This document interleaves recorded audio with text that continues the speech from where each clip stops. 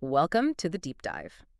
Have you ever considered how the global order, well, the very framework of our world, is constantly shifting? hmm And what is that phrase you hear all the time, New World Order? What does it actually mean today? Especially when the world feels, so connected, but also kind of fragmented? Yeah, it's a term that gets thrown around a lot. Exactly. So today we're taking a deep dive into precisely that. The whole concept of a new world order. We'll trace its surprising history, look at how global power has really changed, and then zoom in on China's massive role in shaping things right now. And to give you that shortcut to being well-informed, we've pulled insights from, well, a whole stack of sources. We're Hmm. talking academic papers, articles, our own notes, Hmm. all digging into the politics, economics, technology, culture, even the environmental shifts defining global affairs. Right. Our mission here is to pull out the most important nuggets, the surprising facts. We want you to quickly grasp these really complex dynamics in international relations. Yeah, hopefully leave you with some real aha moments about what's actually going on. So buckle up. Okay, let's unpack this. This phrase, New World Order. It's not actually new at all, is it? Not even close. No, It feels like it pops up again and again throughout history. that's absolutely spot on. Fundamentally, the term just points to a new period, historically speaking, marked by really dramatic shifts, changes in political thinking, and crucially, shifts in the global balance of power. Okay. And it often gets tied up with this, well, this grand idea of world governance, how humanity might organize itself to stop future disasters. Like after major wars. Exactly. Like after World War I, Woodrow Wilson, he had this incredible vision for peace. He actually used phrases like New Order of the World when he was pushing for the League of Nations. Right, the war to end all wars. Yeah, he genuinely believed that, Hmm. and that the world needed to be made safe for democracy.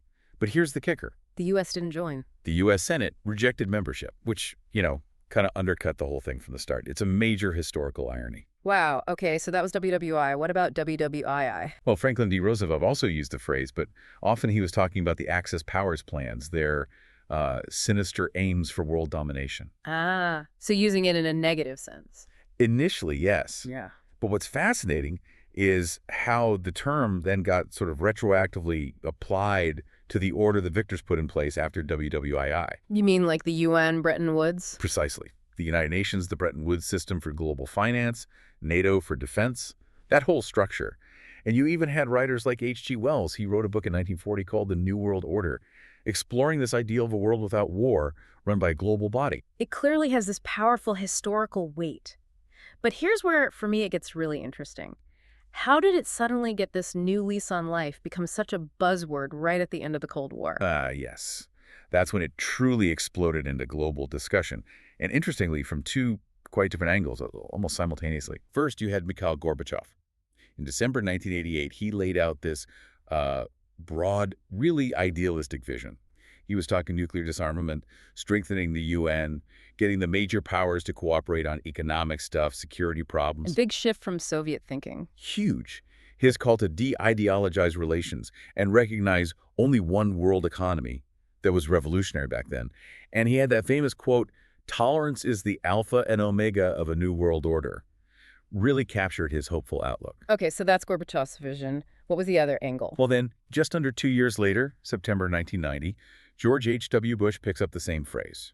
But his interpretation was much more, shall we say, pragmatic and U.S.-centric. How so? He directly linked his New World Order to how the international community responded to the Gulf War. Ah, Iraq's invasion of Kuwait. Exactly. For Bush, that was the first test of this emerging order. And his vision really emphasized U.S. leadership as key to upholding the rule of law around the world. So two very different takes on the same phrase. Very different. And this period also gave us Charles Krauthammer's really pivotal idea of the unipolar moment. Right, I remember that. Right. The U.S. is the sole superpower. Krauthammer argued exactly that. He said the post-Cold War world wasn't multipolar, it was profoundly unipolar, with the United States as the unchallenged superpower. Right. And his crucial point was that the Gulf War didn't create this reality. It just revealed it. It revealed it. Because the Soviet Union was already so weakened internally, it just couldn't project power anymore. Okay, so the Cold War ends. We have this unipolar moment, supposedly. But, the story often goes that peace didn't just magically break out everywhere. So if the U.S. was the sole superpower, what did that actually mean for global stability? How did things really shake out? That's such a crucial question because the end of the Cold War had this, well, this almost paradoxical quality to it. It was really two-sided. What do you mean? Well, on one hand, you definitely saw elements of stability emerging. The Soviets pulled back militarily from Eastern Europe, from the Third Right. World. You saw democratization in many places, and that led to a big drop in wars between states. Defense budgets generally went down, and you saw more cooperation between the big powers. Look at the UN Security Council. The number of vetoes just plummeted after 1990. Hmm. It suggested, a period of more agreement. Okay, that sounds like the positive side. What's the paradox? The paradox is that, on the other hand, you saw this explosion of instability within states. The collapse of the Soviet Union, for example, was followed by the emergence or reemergence of really serious international conflicts. So civil wars, ethnic conflicts. Exactly. Think about the wars in Nagorno-Karabakh, Chechnya, or secessionist movements flaring up in places like India or Sudan. These were fights inside countries, not between them. And that really challenged the way the international system was set up to respond. So the big takeaway from that era isn't a simple shift, is it? No, not at all. It's this paradoxical duality. Militarily and politically, the system did become largely unipolar. The U.S. was the clear leader. Right. Its military power did things like guarantee weaker states, stabilize regions like protecting Japan and Asia, and organize big coalitions like NATO. If any country thought about using force beyond its borders, it had to think about how the U.S. might react. Okay, militarily unipolar, but you said duality. Yes, because contrast that with the economic and you could argue political spheres. Those became multipolar pretty quickly. Ah. The U.S. was a huge economic power, no doubt. But it wasn't the only one. You had the growing European Union, you had APEC in Asia, you had China's rise starting, Japan, Russia. These were all significant centers of power. So the U.S. couldn't just dictate everything economically. Not at all. In fact, the U.S. often found itself having to insist that others share the costs of its military actions. That reflects a shared economic burden, even if the military leadership was largely American. Interesting. So it wasn't purely unipolar then. Exactly. The reality was actually a mix, a blend of unipolar and multipolar systems. You ended up with at least 5 major power centers: the U.S., Europe, China, Japan, Russia, all dominating international affairs in different ways, creating this really complex web of cooperation, but also competition. That's a fascinating picture, almost contradictory, militarily unipolar, economically multipolar. It feels like that tension might have set the stage for the world we see today, right? This complex, competitive, yet super interdependent world. Precisely. That inherent tension is, you could argue, a core feature of the current global order. And did that paradox, say, affect the U.S.'s ability to lead militarily when its economic partners maybe had different priorities? Absolutely. It created constraints and complexities. And this brings us right to China, which has just amplified that complexity enormously. Our sources consistently highlight its multifaceted rise. So how exactly is China strategically stamping its mark on this evolving global order? Well, China's ascent really is multidimensional. And it's crucial to understand that it's deeply rooted in this profound sense of its own history, its continuity. The Middle Kingdom idea. Exactly. That historical belief that China was the center, the axis around which the world turned. Now, today's grand strategy isn't identical, of course, but it fuses those historical ideas with modern needs. It seems premised on these dual ideas of harmony, which they frame as peaceful coexistence, win-win cooperation, and centrality being this essential hub in the networked world. Okay, so how does that play out in practice? What are the dimensions? Well, first, look at its diplomatic footprint. It's massively expanded its influence in global governance. It's got that permanent UN Security Council seat, obviously, but it's also key in the G20, the WTO. And it founded the AIIB, right, the infrastructure bank. Exactly, the Asian Infrastructure Investment Bank, creating its own alternative multilateral lender. Plus, it's contributing much more to UN peacekeeping. It's signaling broader engagement. Okay, diplomacy. What else? Then there's the economy. I mean, the transformation has been just meteoric, hasn't it? Incredible, yeah. From a largely agrarian society to the world's second largest economy, it became the absolute linchpin of the global supply chain. And that wasn't accidental. It was driven by this meticulously designed strategy. First, reform and export-led growth, now shifting towards domestic consumption and high-tech. And technology is a huge part of that now. Oh, absolutely. China's emerged as a genuine global leader in advanced tech. We're talking 5G, AI, e-commerce. Companies like Huawei, Alibaba, they're shaping the global landscape. And that has security implications, too. Profound strategic and national security implications. As our sources really stress, this quest for tech leadership is a major arena for great power competition now. Right. What about influencing ideas, Yeah. perceptions, soft power? Yep, China actively projects soft power too. Mm. It's about persuasion, right? Promoting its culture and language, you see that with the Confucius Institutes, Oh. and expanding the global reach of its state-backed media Xinhua, CGTN. Offering alternative narratives. Exactly. Often challenging Western viewpoints, shaping international perceptions. Okay. And finally, the environment. That seems like a contradiction given its industrial rise. It is a challenge, definitely. The environmental problems from rapid industrialization are huge. But at the same time, China has shown a significant commitment, at least rhetorically, in investment to environmental sustainability. It's in the Paris Agreement. It's investing massively in renewables, Yeah. often trying to position itself as a leader on climate action. So a really broad, multi-pronged approach. Absolutely. And of all those initiatives, the Belt and Road Initiative, the BRI, that just seems monumental. It's often called a global game changer. What's the core vision there, and what are its really far-reaching effects?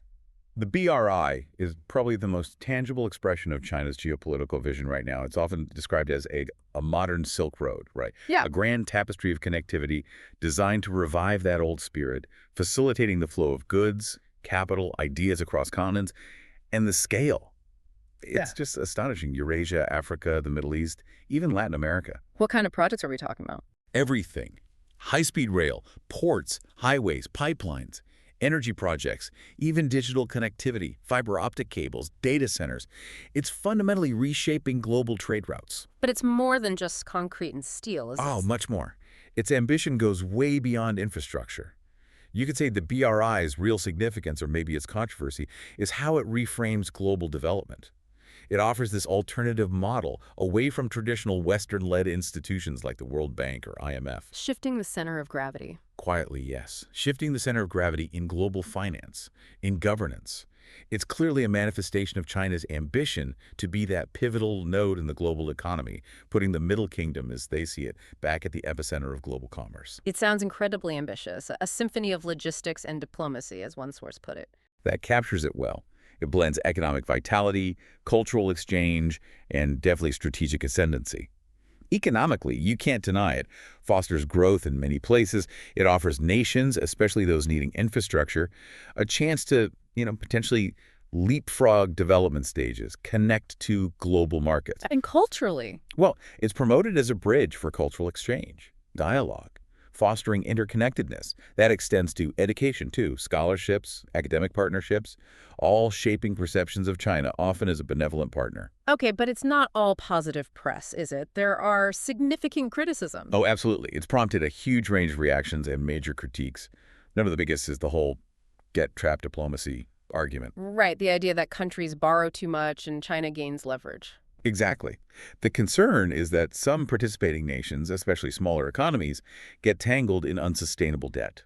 And if they can't pay, China might gain control over strategic assets, ports, railways, that kind of thing. Okay, debt traps. What else? Environmental concerns are huge, too. Critics argue that without really strict safeguards, and the implementation varies wildly, these massive infrastructure projects could make climate change worse, damage ecosystems, just given the sheer scale of the construction. And sovereignty. Does that come up? Yes, definitely. Some projects, like the China-Pakistan Economic Corridor, run through disputed territories.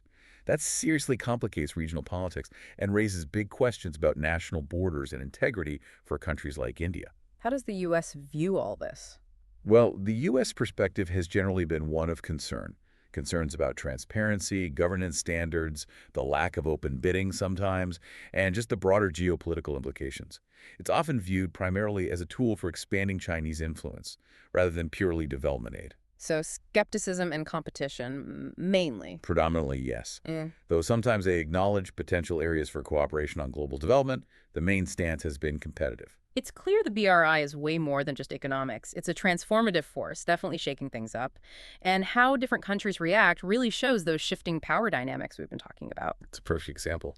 So as China's influence spreads, what are the other big challenges and implications for the world that, you, our listener, should really be aware of? Things beyond just the BRI. How is this all reshaping global governance itself? Well, this rising influence, alongside other global shifts, brings a whole set of complex challenges. Probably the defining feature right now is that geopolitical rivalry between the U.S. and China. The big one. Yeah. It stems from trade tensions, obviously, but also intense tech competition. AI, 5G, semiconductors are huge battlegrounds, plus intellectual property theft concerns, espionage allegations. It's a broad and deep. And that tech leadership race, it has massive strategic and military implications. It's a critical fight. Okay, U.S.-China rivalry. What else? Well, we still see those persistent international conflicts we talked about earlier and related governance gaps. Wars between states are down, thankfully, but conflicts within states, often ethnic, religious, they make up over 90% of major armed conflicts now. And the international system isn't really built for those. Not primarily. Organizations like the UN often struggle with intervention in internal affairs. Peacekeeping operations can help, but they're often described as just a palliative, right? Not a cure. You need robust peace building, which is much harder to coordinate and sustain. You mentioned religious conflicts. Is that still a major factor? It certainly is a serious source of instability.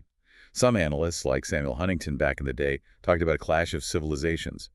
Whether you buy that thesis or not, religiously motivated violence is linked to some of the world's most dangerous terrorist groups. And the response, like the war on terror. Well, the U.S.-led war on terror did defeat some governments that supported terrorism. But you could also argue it inadvertently fueled anti-Western sentiment in some areas and maybe even helped new, more decentralized groups emerge. It's complex. Okay. What about economics beyond the U.S.-China trade war? There's definitely been a resurgence of what's sometimes called North-South economic antagonism. This tension between developed and developing countries isn't entirely new. Like the NIEO demands in the 70s. Exactly. The call for a new international economic order. Similar themes pop up again, maybe with different proposed solutions, like at those contentious WTO talks in Cancun years ago. There's talk of neocolonialism, the idea that economic exploitation can still happen, resembling old colonial patterns. And global issues like climate change hit the global south harder. Disproportionately, yes. And that creates real resentment, potentially fueling conflict down the line. It sounds like there are power struggles everywhere. Pretty much. The collapse of the Soviet Union left vacuums, leading to scrambles for influence. It's not just U.S.-China. The EU, Japan, they're rival power centers too, pushing their own interests. And regional powers like Iran, Turkey, they aspire to strengthen their positions. Where are the hot spots for this? Eurasia is a key one, particularly places like Azerbaijan, Georgia, Armenia. There's major power competition there over energy resources, pipeline routes, geopolitical advantage, which sometimes leads to conflicts, like the war in Georgia. It really highlights the instability when power balances shift. So if you connect all these dots, what does it mean for the bigger picture, for global institutions? It means the existing structures, mostly built after World War II, are under serious strain. They're transforming. It forces us to ask, is China's rise leading to a truly multipolar world, or is it eroding the old order entirely? And institutions like the UN have to adapt. They have to. They're trying to recalibrate, figure out how to accommodate these shifting power dynamics.